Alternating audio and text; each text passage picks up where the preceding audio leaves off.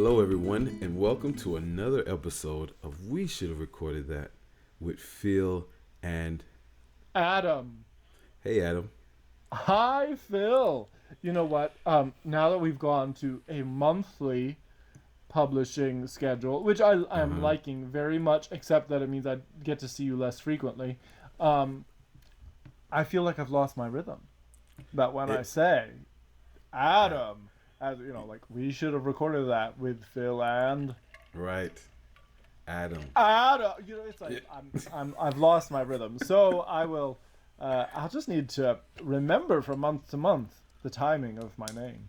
Right. I mean, I may need to write down my intro too, because I want to say hello, y'all, or how y'all doing. I want to switch it up, but I want to be consistent. Consistency. I think our audience appreciates that. But I mean, it's like any endeavor, including a musical endeavor, right? If you don't practice in between your lessons, you're not going to get better. And I don't know if this will be a disappointment to you or a relief, Phil, but I'm not recording a podcast with anyone else, so I don't practice in between our lessons. I'm so hurt to hear that you're not recording a podcast with anyone else. But on the good side, I'm not cheating on you. Exactly. I'm being sarcastic. That was sarcasm. Sarcasm. I didn't. It's final exams week here, Phil. Okay. And so my brain is a little yes. The English, the words, the talking. Yeah. Dear audience, if I don't make sense, just remember, it's not my fault. It's the fault of finals. Yes, having to test all your students. Well, so let's get right into it really quick before we get to our guest, who I'm very eager to converse with today. If you all are enjoying, yes, we have to convert him. Chandler, have you met the Lord? I have. I don't want to be one of those people. I'm not gonna be. So, oh man. But yes, before we speak with our guest today, if you are enjoying our conversations, please share a note. I know people have been watching the videos, even as we've gone to a more spread schedule, fewer episodes. People are still checking us out. So if you enjoy us, please let us know. We would love to hear from you. Amen. So Adam. So Phil, who are we talking to today? We are very excited to welcome back, for the second time, one of our favorite podcast guests from the fall, the one, the only, Mr. Chandler Smith. Woo! Oh, favorite. Welcome, So, Chandler. okay, I have a question. Go ahead. Yes. Who's the guest with the most appearances? Have we had any guests with more than 2? I was just thinking that. I don't think so, other than... Well, we have guests who have 2 apperences. Right. But none with with more than 2. So, Chandler, you're now joining the 2-timers club. Yes. Yes. Excellent. Absolutely. So, yes. Chandler, would you remind us, though, who you are and what you do for any of our audience who might not have, much to their detriment, listened to the previous episode you were on? Sure. I'm Chandler Smith. I am from, obviously, you don't know this. I don't know why I said obviously. I'm from Mississippi, and I teach high school choir in a rural high school in Mississippi. Actually, it's my high school that I went to, so that's kind of neat to be able to roam the halls now on the other side of things. Yes. I had the privilege of being one of Dr. Potter's students, and then also I had the privilege of being a choir member with Phil. So it's great. I always have a fun time coming here, and I always learn something. That's my favorite thing. I go through and do if you're not learning, you're dying. So yes, I always try to be learning. Yes, that is true. Lifelong learning. Lifelong learning, and anyone who isn't committed to lifelong learning, honestly, like oh, what are they doing with Also, their lives? like, I can't imagine doing the same thing over and over again if it's ineffective or if there's a better way out there. Does that make Right. sense? Yes. Yeah. Like, why? That's like, why would you beat your head against the wall if, in fact, there is a better way? Well, I don't and that's get the that. thing, right? If you find yourself beating your head against the wall, that is the indication that That there you need to do must something be a better, better way. way. Right? So go Yes. find the better way, whatever you're doing, right? Like if you're selling life insurance and you're beating your head against the wall, there must be a better way. If you're collecting garbage and you're beating your head against the wall, there must be a better way. Okay, I'm done. I think conversations like these that we're having about, well, like we're going to have, is what I miss about college. Yes. So in college, you are constantly inundated with the tiny, minute details of your field, and like you're just inundated with your field constantly. And now I have to be like, no, you cannot charge your computer in the middle of my class, or like I'm doing things outside of the choir stuff. Right. So that's been one of the things that I miss the most about college. Just Yes. talking out, just The conversations. is these conversations. Yeah. Phil, would you agree? I would agree. I think I've shared that with you off air that I'm still kind of looking for that, and Yes. so yeah. But to add a little bit to what we were talking about with the bumping your head against the wall, I think a lot of people get comfortable, whether they get comfortable with the pain. It's just like with anything we get Yes. like Desensitized. it's so crazy how our body will adjust to whatever illness or whatever we kind of gradually get used to being in pain. And so that that's why people don't change, because I've been doing it like this. I'm okay. I'm still here. And they need to be, I don't know, like I guess hit harder, or just realize that the pain that you're feeling pain, and if you change how you're going about this, that pain will go away. Yes. It's the matter, right, of the age-old good but unfamiliar versus bad and familiar, right? Familiar can feel warm and fuzzy even when it's Right. bad. Right. Whereas good can feel really uncomfortable. Not because it's bad, but because it's unfamiliar. Yeah. Yeah. I will just add to ditto what both of you have said. Like, I am still in academia, right? I'm still living in the ivory tower, and I'm like one of those like privileged elites who's still teaching at the college level, right? Like, I am this. How do I put it? Like, part of me recognizes the absurdity of what I do, because I am just so bizarrely privileged to be able to do what I do, like live in this rarefied world. The other part of me, though, wants to recognize what a gift that is. But even me, with the gift of living in that rarefied world, in my case, and I am one of one choral conductors, right? And even at really, really big schools, you are one of 2, 3, or 4 choral conductors. So it is always good, even though I'm very privileged to be surrounded by orchestral conducting colleagues and clarinetists and singers and all of that stuff. It is always so good to be in a room, even if it's on Zoom, with other choral music educators.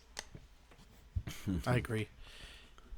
I think Yes. that's why conferences are such a not decompression, but it's revitalization of why we do it and what we're doing, because you're picking all this other stuff up from all these other people, and it becomes this whole like, whoa, I'm gonna go back and try that, or that sounds cool, or like, Yes. you know what, let's just talk about what's going on in your life, how Yes. that's the best part. Yes, and people will understand. People who, Yes. right, you just jump forward in the relationship, right? Like, because they Right. understand your daily work, and they understand the daily struggles, and like, it's so good. And also, I will say this, like the general public, I've said this often about the general public and how something that can frustrate a musician is how the general public doesn't really understand the difference between good and great. The general public understands the difference between bad and good, but they do not discern the difference between good and great. The longer I am in this business, the more convinced I am that actually even professional musicians who are not choral musicians are really bad at discerning between good and great. So it is really refreshing to be around people who are like, no, I only accept great. Yeah. 100% agree. I can tell. So like, I'll show recordings to my students, and this choir will do this amazing decrescendo with a lovely shadow vowel together, and I'll be like, "Y'all, did y'all just hear that?" And I'll gush with this huge like awesomeness, and they're like, "What? They just got quieter." And I'm like, no. I said, y'all know how hard it is to do that, and they just performed that very well. That's why. So I find one of my responsibilities as a choir like as a music educator and as a choral music educator is to expose my students to what is good and why this is impressive and why we should respect this. Yes. Like, it's so important. And there is nothing as gratifying, right? Like, you've had these moments, Chandler, you've had these moments, Phil, when your students will tell you that they've listened to a piece of choral music. Yay, that is so exciting. And when they've listened to it, they haven't just enjoyed it, and it wasn't just cool or rad, or no, not rad. People don't say that. But whatever, it was. What do the young people say these days? I've been saying recently that things are a bop because people keep telling me they like the music that's a bop. Anyway, I'm done. But when your students are like, I loved this recording, and here's the reason why, and it's a very specific choral skill that you are desperately trying to get them to understand themselves. Oh, that's why I became a teacher. Right. Yeah, it is really cool. The dynamic contrast is the thing that I'm really working on with my elementary students right now, because like we can sing the right notes, guys, but just singing it like this and the whole time you're just talking like this, that's not interesting, and it's not. We can make it more beautiful, and so yeah, it's been. I'm looking forward to this Sunday. We're singing "I Want to Walk as a Child of the Light." In unison. There's a unison. Yes. And I'm really trying to convey, to them, like, when you sing this Jesus, it's precious. We sing it, bring it back. You don't sing Jesus, so I'm really looking forward to that. I want to get and so I say that as an example, but Chandler, you asked a question before we started. Yeah. Okay, so wait, okay. I just want to say this for the sake of full disclosure to our audience. Our audience is a really intelligent group of people, so they probably figured this out already. But dear audience, we have no agenda. We normally plan these episodes. We have an episode guide, whatever. But with Chandler, we're just like, we're just gonna talk. We're just gonna have a conversation. And we are really getting back to our roots here. We should have recorded that. Was inspired by the spontaneous conversations we had. Yes. That in retrospect, we're like, wow, there was a lot of wisdom there. There were really good perspectives shared there. Too bad we don't have a record of that. Well, we knew that that's the kind of conversation we would have with Chandler. So we're just having a conversation. Chandler, what was your question? Okay, so I wanted to pose this question to get your opinions. Okay, I teach in a rural high school in rural Mississippi. And how do you build a choral culture in a community that is otherwise not receptive to that? And the main part of this, okay, so I am having some successes building that with the kids, because I will throw in like a pop song or something and then connect it with some choral music. And so I can build that stuff with the kids. But I'm finding it a challenge to try and convince a community that is basically sports, sports, sports, sports, sports. How do I make them see the value in why we do the music education part and build that kind of choral community?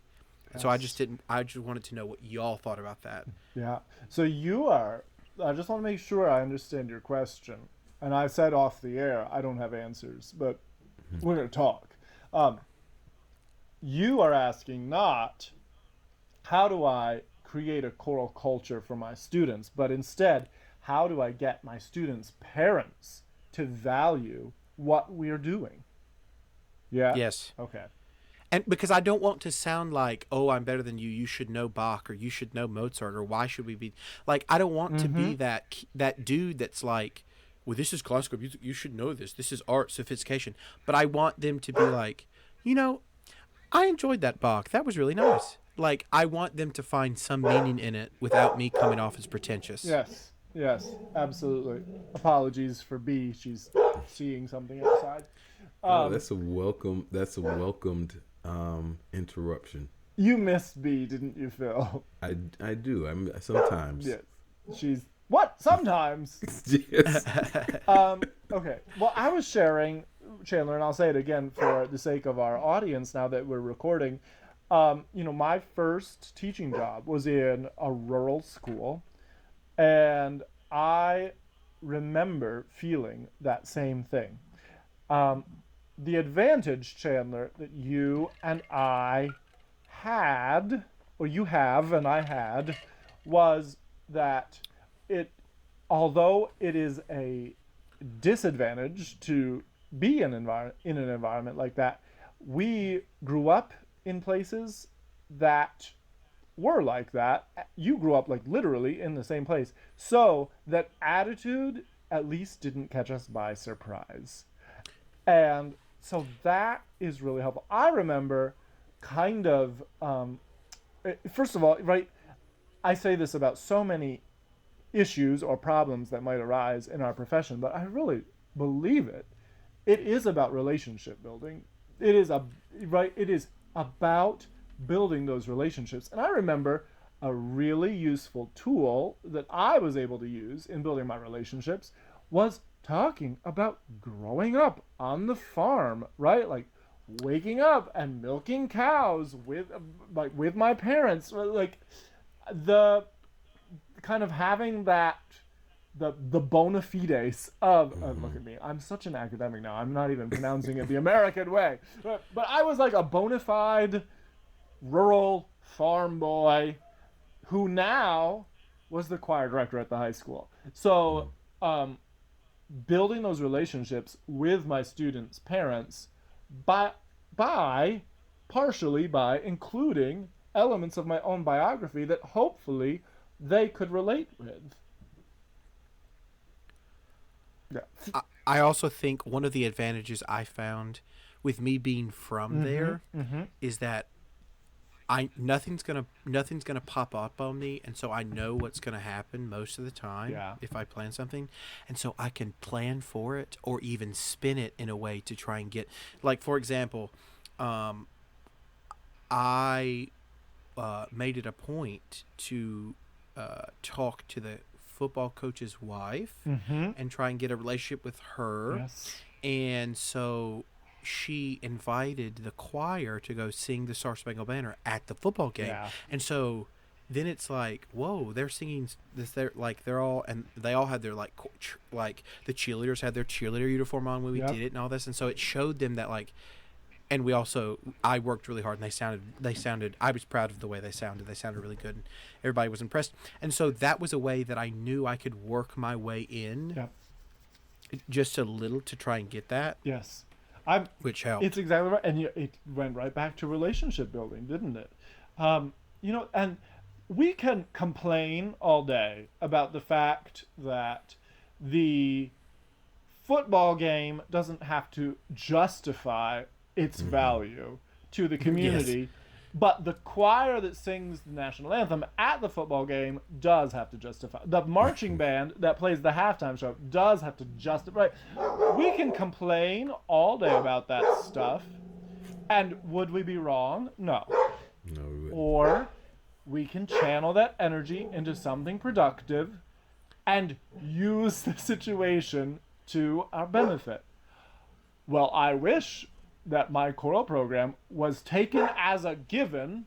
The value was taken as a given the same way the football team is. But since it isn't, I will go to the thing that is taken as a given, the football game, and we will sing there. Yeah. I think one of the things that Chandler, you touched on, and Adam, we both experienced being a part of your choral program, is that our concerts were not all Latin, sacred music. I mean, because even as musicians, I think we would have gotten tired of that. And so you're not going to, you're not going to demonstrate to the community how important it is by, not performing music that would be appealing to the community. Not that we, so not that we're just doing whatever's on a whole concert of whatever's on the radio, but a diverse concert though. I mean, programming is so important. I tell my methods class this every year, and so both of you have heard me give this lecture. The most important decision I make the whole year long, more important than choosing who's in the choir, more important than leadership structure, all of these things are important. They are crucial, but more important than my assessment techniques, more important, dare I say it, even than music literacy skills, the most important decision I make all year is before I've even met the students, before even the first day of class, when I have chosen the repertoire. I agree. Is crucial. And so, we shouldn't pander, right? Like, our students and our students' parents are not listening to choral music in all likelihood. So if we were to pander to their musical tastes, we would only be doing, exclusively arrangements, usually bad arrangements of stuff that's on the radio. And so, throwing in some of that is fine, but there's so much great choral music being written that is both educational and entertaining. So my high school used to have a show choir back in my day, and it was disbanded at some point, and we focused just on concert choir. And in order to try and build that relationship and move that with the community, because the community absolutely loves show choir because it's show choir. And so they really loved it. And so when I got the job, they constantly asked me, are you going to start back show choir? Because you were in show choir. Are you going to start back show choir? And I was like, not show choir. So I have turned it into a pop a cappella group because I can still find choral ensemble education stuff in the pop a cappella arrangements, but it's still pop music. And so I'm finding that is a really good connection segue in between the two. Absolutely. That's helping a lot. Absolutely. Okay, I have a question about rep. I'm about to tell you this, and I think it is crazy, and it's over-programmed, but I am going to do it. Okay, you'll see what I'm talking about. Okay, so one day we had some weather that was incoming, and so I was not going to see all my classes that day. I just saw my first and second block, and I was like, you know what, I'm not going to see everybody, so I'm not going to rehearse on some of the music we were doing. So I passed out Only in Sleep by Eric Essenvaltz just to be and we've never done 8 parts. We've never done anything like that. The most we've done is 6 parts. And so I was like, let's just try this. Yep. And I showed them my kids, and my kids were like, this is so pretty. I want to sing this. This is so, and they were instantly like gobsmacked that they could sound like that. And so we started to sight read it. We started to read it, and we're doing this. And they were not doing bad. They weren't. I was like, okay. And so I passed it out, and we will attempt to try it, because all of them were like, I want to sing this. I want to sing this. I want to sing this. And I'm like, I know I know this is hard, and I know this is probably like, if this is the line of your capability, it's probably like really far out there, but they want to go for it. And so I Yeah. think I'm going to try and provide that. How far, like, what is a good rule of thumb to try and find a piece that is just outside their, should I find a piece that is just outside their skill level and push them? Or should I find a piece that's like way out of their skill level and just try it? Like, what do you find is most effective? Mm. This is my bias, and I don't have like research to back this up, but I find pieces that are just outside the skill level, not a big leap. That's Yeah. why, just as an example, I have been in, this is my 13th year as a conductor, and this is my 7th year teaching in higher ed, like as a professor. And I just this spring conducted my first Bach motet. Like, Phil was not here at Roberts when the choir was capable of that. I could not have programmed it. Well, okay, I could have programmed it, and it would have happened. Right? It would have happened. We would not have had to stop in the middle of the piece, but it would not have been artistically satisfying because they didn't have the skills yet. So, over the course of the 5 years I've been here, I have had to slowly push that envelope. And I was delayed in pushing that envelope by COVID and singing 12 feet apart with masks. But but finally, I felt like, okay, I have the group that has had enough choral experiences that they can handle this.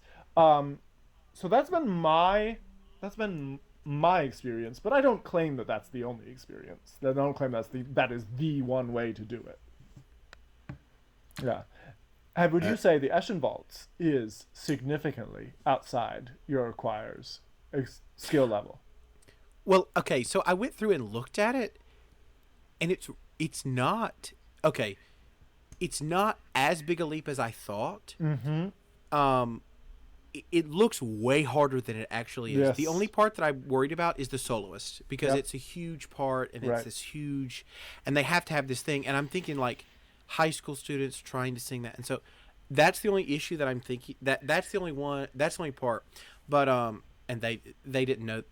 Last week at my concert, I'd known about this for about a week. So in 2020, sorry, let me just, okay, long tangent. In 2020, the old director was at my high school, and she left, but she had a New York trip planned for November of 2020 to, or November of whenever, 2021 maybe. Anyway, COVID stopped it, and so that was on hold. That just went away, and so I was like, well, I gotta do this. So we were re-invited to go sing at it's gonna be Lincoln Center probably, with Eric Whitaker in April.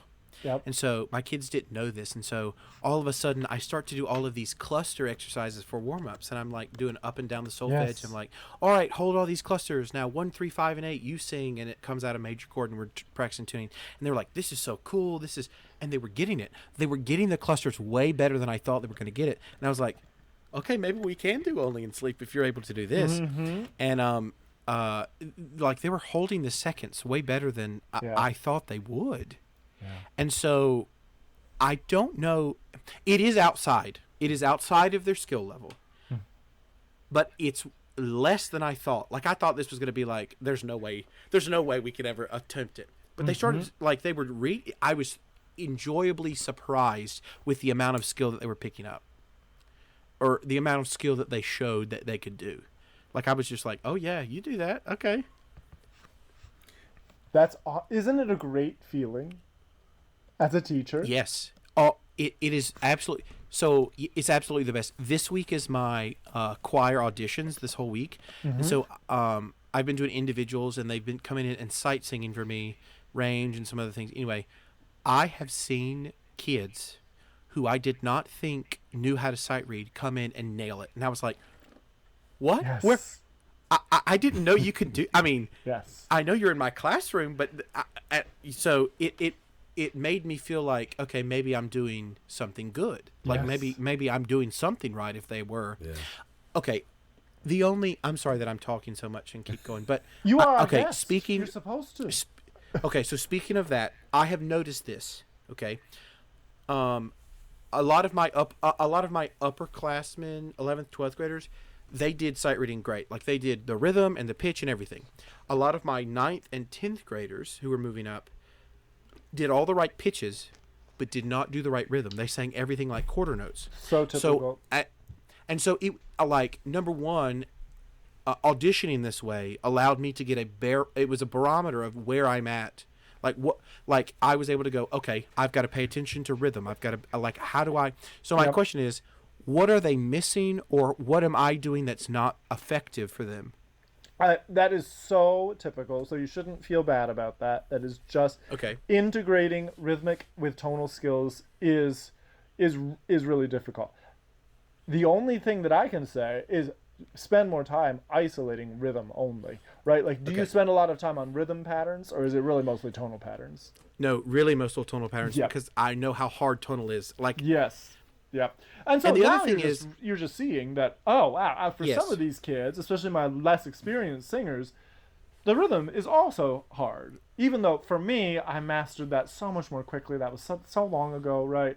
Yeah. And Yes, you're a and percussionist too, so like you That's what I totally was don't gonna have sympathy say. for them.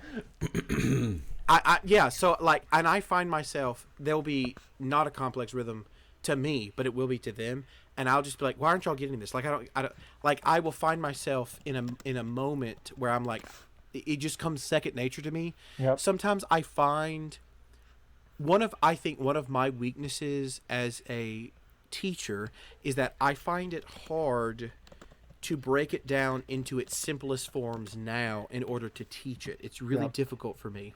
Like, and I think high school is this sweet spot for me for right now. That's like, okay, so I can break it down for a high schooler. Like, I am a terrible middle school director. Do you hear me? Terrible. Because I make a lot of assumptions and just assume that they know how to do this. And then they're like, what's a quarter note? and so like I forget this stuff and just keep going. And then we end up with a lot of gaps in their knowledge. Anyway, I find that a challenge.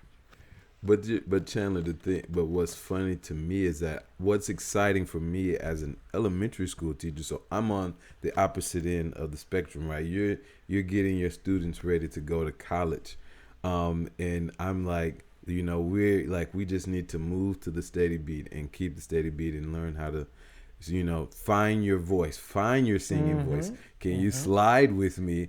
But what I'm finding in like fashion is that as we're doing these things, as we keep going, though, it's second nature to them, and they can do more. They will be able to do more. As they spend 5 years with me, or even the first 3 or that fourth year, they're ready to do more, than maybe I even thought they could. I mean, we could sing mixed meter. Because it's really about beat function. We feel the beat. When the beat breaks up, when the beat changes, we just feel it. They'll be able to do more. And so I got excited and lost my train of thought. But you're totally right, Phil. Right, like Chandler is getting students ready for college, and middle school teachers are getting students ready for high school, and elementary school teachers are getting students ready for middle school. And guess what? If the elementary school teacher doesn't get the students ready for middle school, and the middle school teacher doesn't get the students ready for high school, and the high school teacher doesn't get the students ready for college, it is still the job of whoever is there to get their students ready for where they are, right? Yes. So Chandler wishes that you were teaching his students who he'll have in 6 years. Yes. Right? And I want every single one of my students to come from Chandler's school. Right? Yeah. And we'll never have that luxury. We will never have that luxury. We have to meet our students where they are, and some of them will come to us unprepared. But one of my favorite Dr. Carol Kruger quotes is, "I teach elementary school music at elementary. I teach elementary school music at middle school. I teach elementary school music at college. I teach elementary school music in graduate level." Like, she talks about these skills that they're lacking in gaps and stuff, and she says that. And I try to take that into account. I have a question, Phil. Okay. How do you stay artistically and musically satisfied and motivated teaching a steady beat or teaching a quarter note? Because, no, I say this because it was a hard time for me transitioning from college performer, and doing all of these like huge monumental works and these huge like nice chords and everything to let's just sing in unison.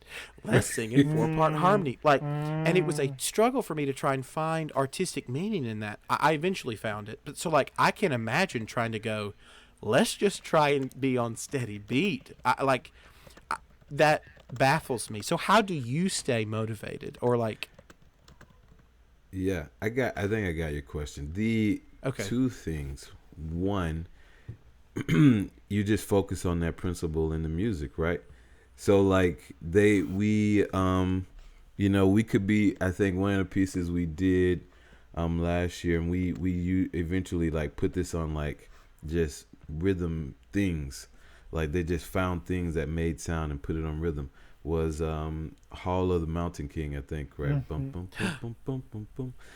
But just, I'm not talking about, certain things. I'm just like, is this exciting and is it fun in it? And so the second thing, so like I said, focusing on just steady beat, and then can you, move whenever you hear the sound. But then the second thing, like if they are excited, it excites me.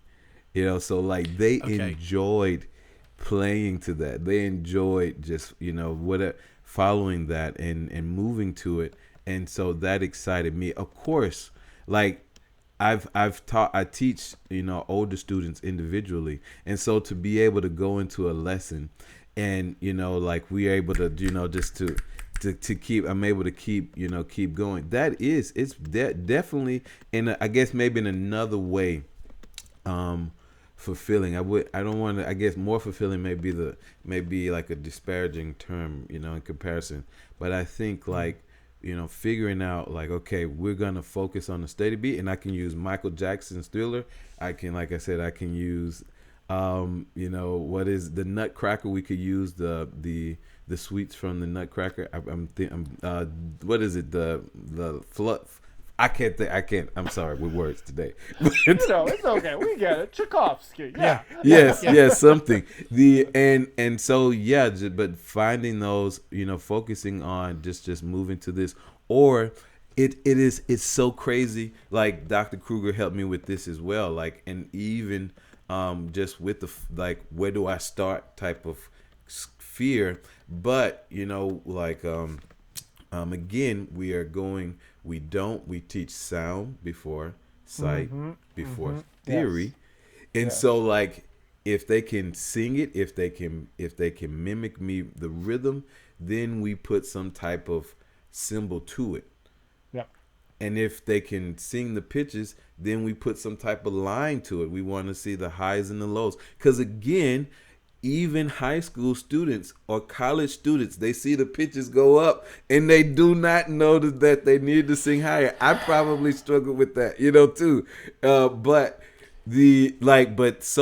those type of things, and it's so amazing how my pre-K 4 students can grasp those, like in those bits. They can do Twinkle Twinkle Little Star, and we make a picture out of it, and that's again, they're enjoying it, so it is fulfilling to me. Long way to answer. I'm sorry. No, that's perfect. I find that, I think that's where the transition happened, is when my kids did their first crescendo really nice and really well, and I was like, like I got the endorphin rush that I used to get on stage, and so that's where that transition happened. That's great. I think I agree. It's finding when they get it. It's when they get it. Yes. Yeah. I've like I said, we've been doing icons, and I've started using the icon to, again, so like the undivided beat. What gets the undivided beat? You know, if a quarter note gets the undivided beat, what will get the divided beat? In simple meter, we will divide the beat by an eighth note because that's what divides a quarter note. Teaching that, this one little girl in my class, she's a very great musician.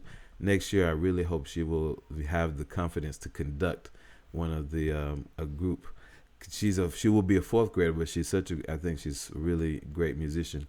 She ate that up. She was really, like, she was so engaged as we were talking about that, and I could see that picture in my mind, the way she turned around towards the board as I was talking about this, and she eats it up. Like, this past Monday we were rehearsing again. We were rehearsing for Sunday.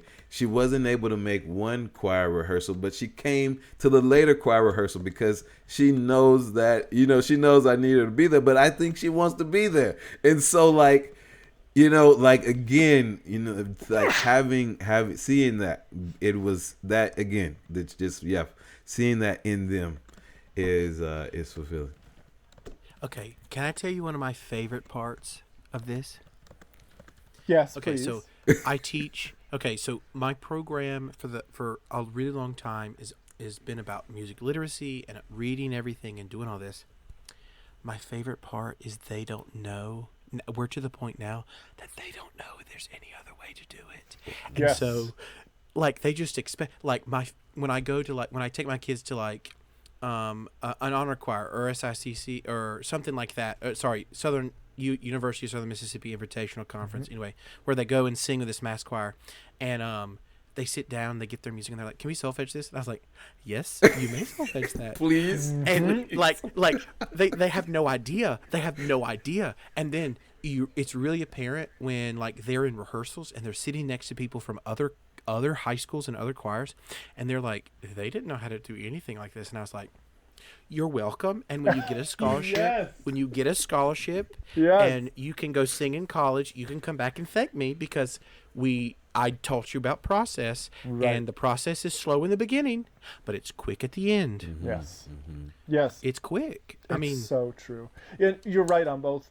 You're right on both counts. It is gratifying when you finally get to the place where you, like, it's sight reading day after a concert, and so, like, the pianist knows not to show up because she's not going to be allowed to play anything anyway, and the choir doesn't need to be told what to sing on. They're singing on solfege solos. Like, that is the best. That's just like, head up, okay, open up this piece of music from the beginning, and they know what to do. It's amazing.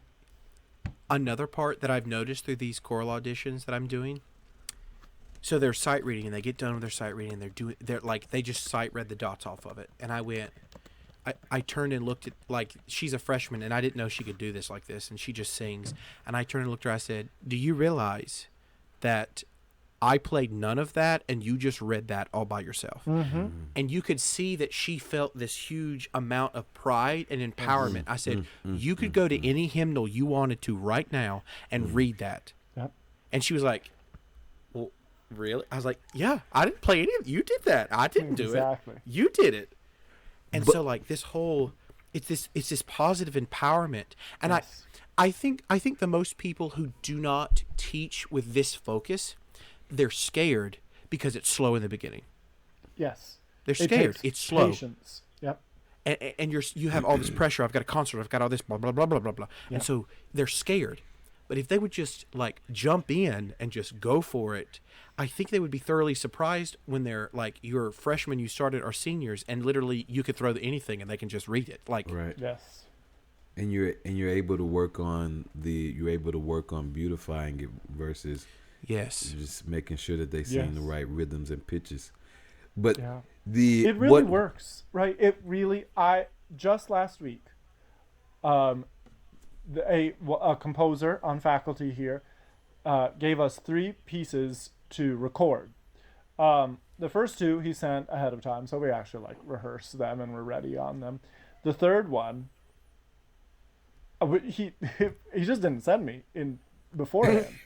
And thankfully, we got some really great takes at the beginning of the recording session, and we had 15 minutes left at the end of the recording session. And so, with the microphones running, I said, okay, read this. Again, even in recording session, they knew that when I said read this, they were on syllables.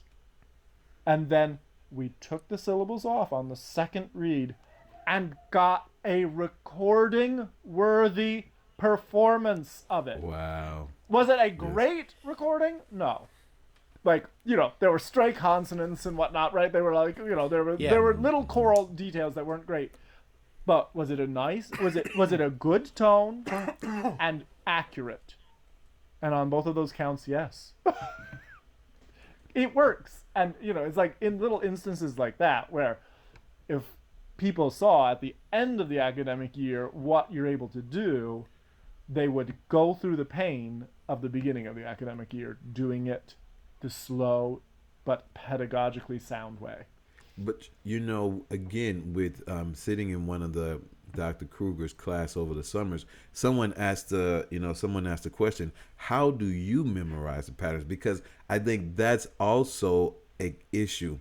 Teachers are not concerned with, are not comfortable with, rhythm syllables or solfege syllables as well, right?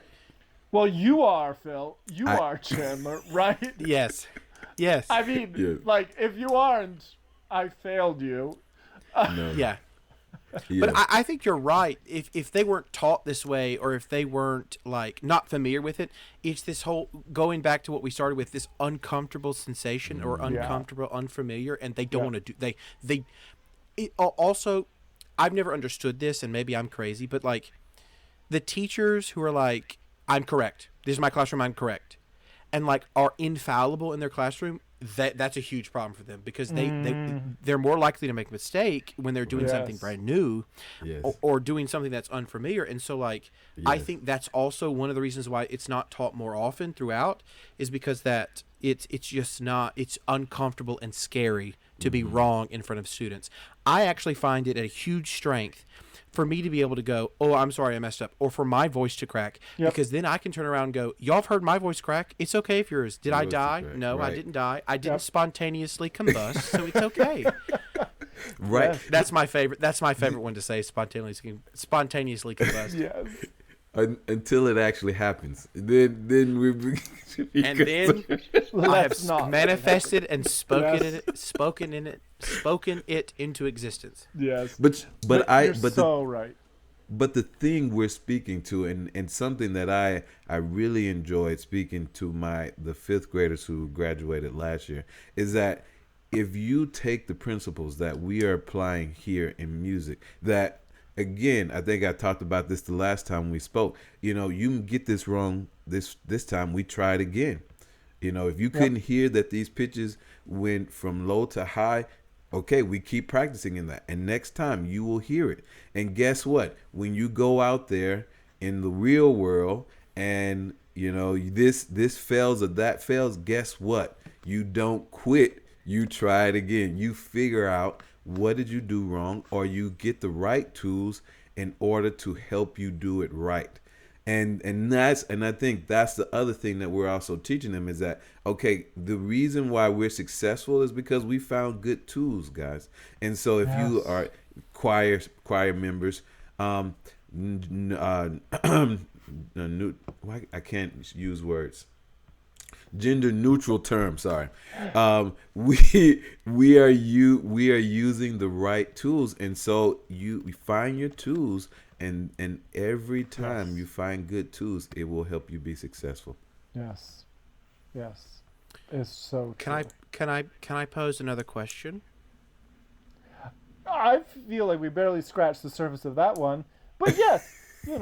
We are, how far are we into this podcast? 49 minutes. Okay, well, this will force us to be succinct. Yes. Okay, our so last question. I have another question. Dr. Potter, you were able to hear my choir in the fall in Mississippi. Yep. And one of the comments you made was it was so refreshing to hear a choir that was like free singing, like full, like Mm-hmm. we'll call it American style, or like this Yeah. whole like idea of free. Um, why is it? Why do I feel like I am an outcast when I make my choir sound like that? Does that make sense? Like, why is that not common versus Ah, why is the whole like on the off the breath like yes. straight tone? Why is that Yes. the norm now? I don't know. Because Okay, I feel the same way. I I feel like an outcast. Um, just letting singers sing. And like it, human sounds and not tone generator sounds. when I listen I'm to an Eastern European choir, if it's not done correctly, like I'm talking about like utterly perfect, yes. it sounds sterile to me. It sounds like Yes. there is lacking, even if they're putting all emotion in it. It sounds to me like they're missing the human quality in their Yes. choral tone. Yes. Now, I will say this. Teaching high school, I've noticed that when I ask them to sing like that, it introduces more opportunity for intonation issues. It Oh, introduces more opportunity for these without negative question. qualities. And Yes. so I wonder if the Eastern European sound is just popular because it's a means to an end and it's easier and I don't have to try and deal with. I do think among choral conductors, yes, um, intonation, and this is not just at the high school level. This is at every level. I mean, probably exacerbated at the younger levels, but Yeah. this is at every level from from from your age to professional. If they're really singing with lots of core and lots of energy and lots of vitality and vibrancy, it is just harder to sing in tune. Intonation is the number one thing that goes. And blend, that word I've taught both of you that I really hate that word. Blend becomes an issue because unless you are blessed with a choir where everyone is a really strong singer or no one is a really strong singer. No, that's not a blessing. The latter is not a blessing, only the former. So there are things that there are detriments, but I think it is exactly like our music literacy conversation, right? If you fight through and teach choral skills and teach ensemble singing while staying committed to, now we're not talking about like music cognition pedagogically sound. Now we're talking about vocal technique pedagogically sound. In the end, the result is better. In the beginning, the result is more painful. I do believe that. And then that's from the choral conductor's perspective. The reason it's so popular among non-choral musicians is that it just sounds so much more like pop singing, right? Mm-hmm. Straight tone, like auto-tuned. It sounds like Yeah. auto-tuned singing. So I just wanted I just and so like even when I went to that competition, I think I was docked some points in intonation and some blend and some other things, but I will say that I think I have a lot of healthy vocal technique singers that I would yeah, rather put up against other choirs. Like you could take mine and take her and like you could hear. Okay, and it reminds me of this. I know that we're just rambling and talking. I listened to this other choral podcast called Choralosophy with Chris Muntz. yep, It's one of my favorites. I actually, anyway, I pay him $10 a month because his information is so great. Like I just Wow. it's amazing. I'll And check so it out. he talks about this in some of his videos. He talks about ultimately he thinks about it if you're not making your kids sing individually and if you're not teaching the kid how to be a better singer, your choir is suffering. And yeah, so I have gone like it has changed my perspective from that they'll be fine, they'll listen to this other singer who's really strong, they'll be, and I'm going no No, Yep. they should be able to do it just like that senior is. Yes. And so I'm going through, like next year, I probably will get Sight Singing Factory for all of my students because we're 1-to-1 and they have Chromebooks. And I'm probably going to try and do, like, they have weekly sight singing. Like, they're going to hate it. And they're going to rumble and moan and be like, I can't record myself. Blah, blah, blah. And I know they are. But on the other end, they'll be like, thank you so much. Yes. Thank you so much. Yes. And so and I remember that, and I remember that I will 95% of them, I will be the only voice teacher they have. Exactly. So it's my responsibility to make them better singers. Yes. And if their only voice teacher that they ever have is constantly telling them to go, everything just, they won't be able to do anything. Right? No. They can't be in musical theater. They can't be in their community choir. They can't really contribute to their church choir. They can't. The person that sound serves most is the ego of the high school teacher, who has a choir who sings really well in tune with really fantastic blend. Let me ask this question though. So I remember Adam, you saying one time before maybe we had went too long just with the rough edges of that. I mean, of course, to get to the choir to a comfortable place where they were comfortable with their voice. So like, where is that, or how close to the concert, do you wait? Yes, right. Well, and it changes with every concert. It changes with specific repertoire. It changes every year depending on the singers in the room. It changes during the course of the year depending on, like, this is true at the college level especially, right? I've just listened to 2 days of voice juries all day long. These students sing so much better at the end of their sophomore year than they do at the beginning of their sophomore year, right? So even this changes during the course of a single year with the same singers. So, yeah, I don't get it right all the time, but you just have to trust your ears. You have to trust your ears, and you have to trust your instincts, and you just have to pray that you get you begin honing that sound at the right time. And, it is the kind of thing that builds year over year over year. When I first came to Roberts, there was no really robust singing in the choral setting, and then the pendulum probably swung too far in one direction. Now though, 5 years later, I am getting to the place where I no longer have to say things like simplify the tone or senza vibrato or all of that. I simply do this with my hands, and all of those sopranos know that when Dr. Potter's hands are horizontal, they need to sing straight tone. And I don't have to say that either. Mm-hmm. The younger singers hear that from the older singers, and they just pick it up. Okay. Quick. It's still the same topic. Do you think, I have heard in the past in other higher ed departments that there is animosity between the choral conductor and the vocal faculty. Do you think that animosity comes from making the singers sing in this Eastern European style and not allowing them to have this sound? The answer is yes, but let's not put the entire onus on the choral faculty. Okay.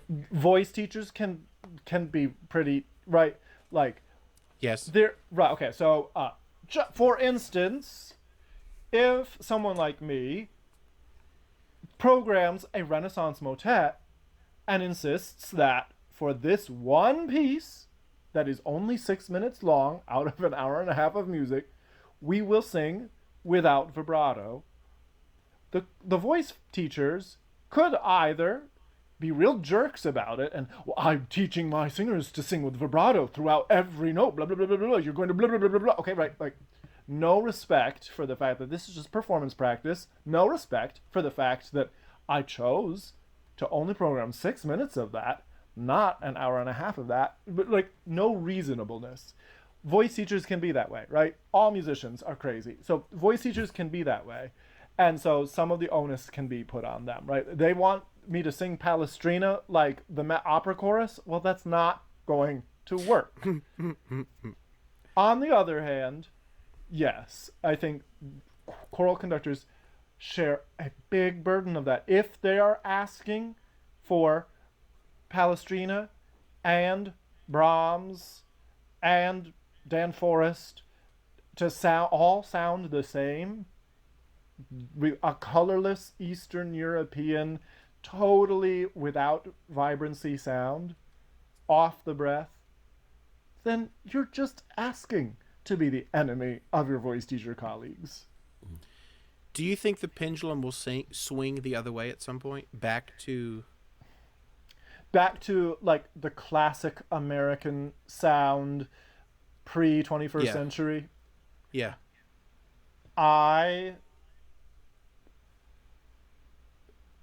hope so. Okay. I don't know so. I can't prophesy. I think what it takes is for exemplars to be in place for right. We don't know what we don't know. What was the phrase that we can't be what we can't see is the phrase, right? We can't be what we can't see. We can't imagine what we have never known. Right. So we are now in a place in choral music in America where the 100 best choirs all sound pretty similar. And that's the in vogue sound, right? I don't have one of the top 100 choirs in America. I am working my butt off to get there, but until people are exposed to that, they won't know it, right? It was like in the middle to late 20th century when the American choral sound, right? Like there's probably some dude out there who's like, well, what if I did want to do Palestrina straight tone to sound more historically correct? And everyone was ignoring him until the Estonian Philharmonic Chamber Choir came on tour to the United States and was like, look, we're doing this. And they were like, oh wow, that St. Olaf Choir's been doing that. I would go to hear them on tour. And then it takes I don't know. I'm not making any sense because my brain. But yeah, you I don't know if our audience can discern what I'm saying, but you two know what I'm saying. We can't be what we can't see, and so the pendulum, in order for it to shift back toward a more vibrant, for lack of a better word, sound, it will take someone doing it at a really high level, and that someone and her or his choir having exposure out in, and that's a little bit of a fight, right? Because like, where do choral conductors hear really great choirs? ACDA conferences. How do you sing at an ACDA conference? You are selected based on your blind recording. Who is selecting the blind recordings? All of these people who love straight tone singing. So what kind of choirs do they choose to sing at ACDA? The same kind of, you get what it is a difficult cycle to break. So you should just get a choir who can sing straight tone for the audition, and then once you do the audition, you show up and just rock the house with this vibrancy. Well, you joke, but I shouldn't say who because I don't have permission to share this story, but a choir that made a huge splash at an ACDA conference back in 2000. I can't remember. It was a national ACDA. It was when I was younger. I think it was before I went to do my doctorate. National ACDA conference. Totally brought down the house because they did a variety of styles and used incredibly varied vocal tones. They did a shape note piece with like right. They did a Rachmaninoff motet in like big Russian booming sound. They did some early music. They did all of that variety of tone colors. And the director told me that he had been trying. He's, late middle-aged. He had been trying his whole career to get his choir into an ACDA conference, and they never had been selected until he sent a recording of the 3 most vanilla pieces that they had ever done, right? With just like this very default, very what is expected. So there is a little bit of difficulty in breaking outside the box in terms of choral aesthetic. But we gotta wrap up. I think This is such a great conversation. Just like we said the first time we had Chandler on, we need to have him on again. So, we do. Chandler, yes, that way I can break into the yes, 3. You might be the first member of the 3-timer club.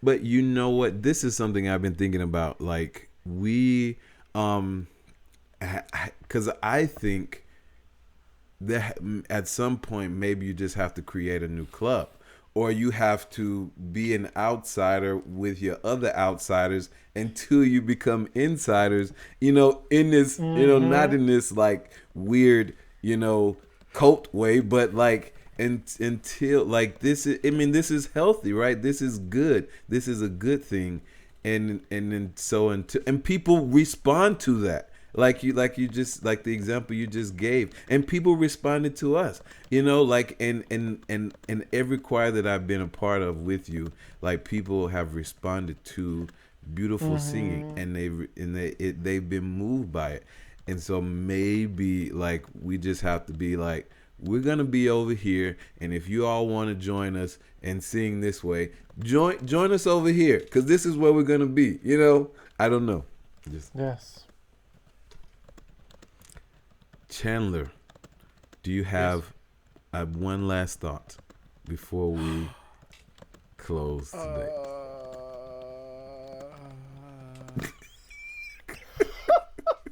No pressure. One last thought, or like one last piece of wisdom, or one last anything. Okay, so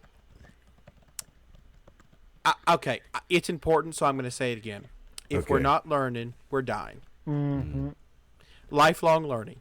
Yes. Yes. That's it. Yes. Oh, don't be afraid to fail. Because it's only through failure that we learn. Yes. Great. Well, Yes. It's not only. You can learn through success. But it's mostly from failure. Yeah.